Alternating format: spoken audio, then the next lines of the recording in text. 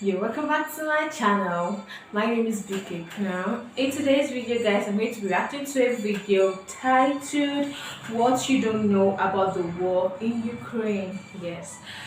Yeah, let's watch. My phone rang at 7:30 in the morning on the 24th of February. The dialer was my American friend from my high school days in the US. He was the last person I expected to call, especially at 7:30 in the morning. I knew immediately that the war has actually broken out. The beginning of the war did not surprise me. In fact, it's long overdue. What surprised me was the fact that he knew nothing about the suffering that the Russian Ukrainians had endured over the past 8 years. Let me get something straight. NATO promised that they wouldn't move an inch to the east. That was a lie. And now we are surrounded by an aggressive military alliance. NATO gladly bombed Yugoslavia under the pretenses of potential genocide. Did they bomb just military installations? No. NATO destroyed schools, hospitals, bridges, cultural monuments, private businesses, and industrial plants. Did you forget about that? Did you forget about how NATO pumped money and weapons into Georgia right before Georgia bombarded Russian peacekeepers and civilians? Of course you did, because your media doesn't want you to know. Did you forget how yet another territory was ripped away from Serbia? Do you not remember Kosovo? Did you protest then? I bet you didn't, and I bet you didn't even care. Did you forget the invasion of Libya? If you're in Europe, you can't forget. Thousands of migrants are your daily reminder of what your governments did to that country. Did you protest the illegal invasion of Syria by Turkey and the US? I bet you didn't. Do you care about Saudi Arabia starving Yemen? I bet you don't. Do you care, or did you care, about the illegal invasion of Iraq and Afghanistan under false pretenses? What, they aren't people to you? Why haven't you been vocal against the murder of children and civilians at Iraqi and Afghani weddings by American bombardment? Ah, that's right. They're brown people. They're probably worth less to you. Where were your crocodile tears when Kiev started bombarding Ukrainian Russians in the east simply for doing the exact same thing as the Ukrainians did in the west, was to get rid of a corrupt government? Where were your crocodile tears when Kiev shut off electricity and water to Crimea? Where was your Save the Ukrainian People when 48 civilian anti-Maidan Ukrainian protesters were rounded into a Union trade house and burned alive, whilst those who tried to escape the fiery hell were beaten and shot? Do you by any chance know who the Madonna of Gorlovka is? Do you know what the Alley of Angels memorial is? Let me give you a hint. People engraved into that memorial aren't alive, and they are not adults. Did you shed even one digital virtue signaling tear when the children at the children's beach in Zagreb were purposefully bombed by the Ukrainian military using illegal cluster bombs? It's not easy, guys. Me hearing all these things. I just pray for peace. That's all I pray for, that there shall be peace between Russia and Ukraine. Innocent people, they are the ones suffering. It's the innocent people that are the ones suffering. The homeless, the average, everybody, all the citizens.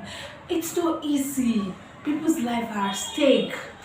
I just pray for peace. It's like, I don't like to hear things like war. I don't like to hear it because I feel emotion. I feel sad. I always feel that whatever if I'm in their shoes, what would have happened? How will I do this? How will I manage? Like, what? I just pray for peace. Peace to reign. Not only in Russia and Ukraine, all over the world. Peace is important.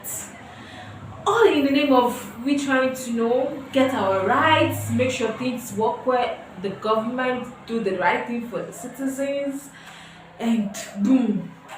I just pray for peace to reign. All these things this guy is saying is heartbroken. It's really melting my heart. Like, I'm feeling really down and sad that, wow, people are really suffering. People are really going through a lot. Like, man, let's peace reign. Let's keep watching, guys. I bet you didn't. But that's okay.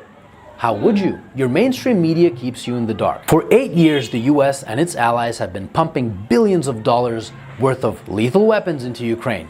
For 8 years, the Ukrainians have been waging a war with their own people in the east. And for 7 years, Russia and the people of the Donetsk and Lugansk republics have been patiently waiting for Kiev to adhere to the Minsk agreements.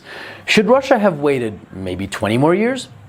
You know, the amount of years that the US spent killing Afghanis?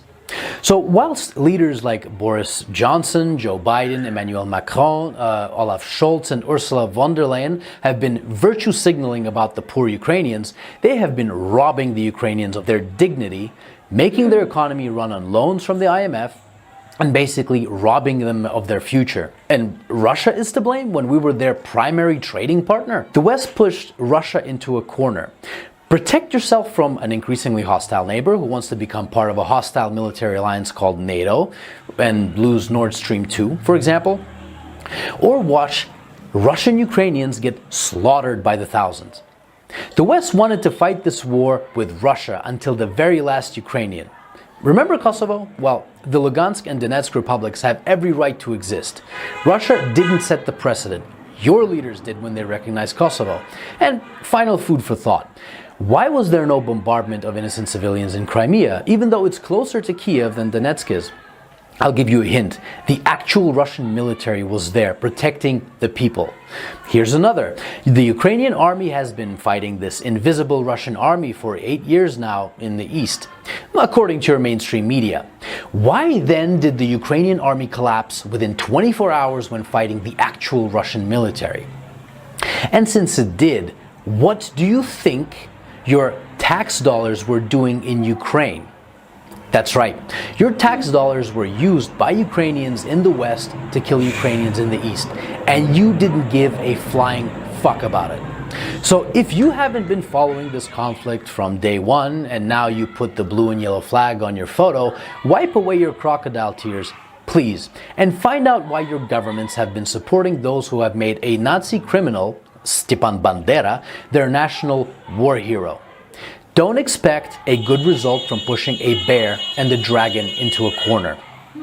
And definitely don't be surprised when that bear and that dragon begin pushing back. So if you haven't been crying for the collectively millions of dead Iraqis, Afghanis, Syrians, Libyans, Yugoslavians, and East Ukrainians these past 20 years, but you're crying crocodile tears for Ukrainian military installations, wipe them away and think about what your governments have been doing and what they're still doing. And I hope that this 8-year story of a war started by a criminal Ukrainian government against its own people can finally come to an end, and Ukrainians and Russians can finally live in peace. Yes. For 8 good years, they've been on this issue. What? What this needs to stop. I'm just amazed at how they can use years to create weapons. Just for what? Why? Why? For what reason? Why should there be war? People are just fighting for their rights. Why should there be war? I just want there to be peace. I speak for peace, and please let there be peace. We are one. We are all human beings. We have flesh. We have water and blood running through our veins. Peace. Peace. It is well. It is well. Let there be peace in Russia. Let there be peace in Ukraine. Let there be peace all over the world. I hope this video is helpful to you. I hope you were able to learn 1 or 2 things. I was able to learn 1 or 2 things also. All I can say is, it is well. And let there be peace. That's all I have for you in today's video, guys. Kindly hit the subscribe button if you don't do so. My name is Vicky Crown. I'll see you guys in my next video. Catch you.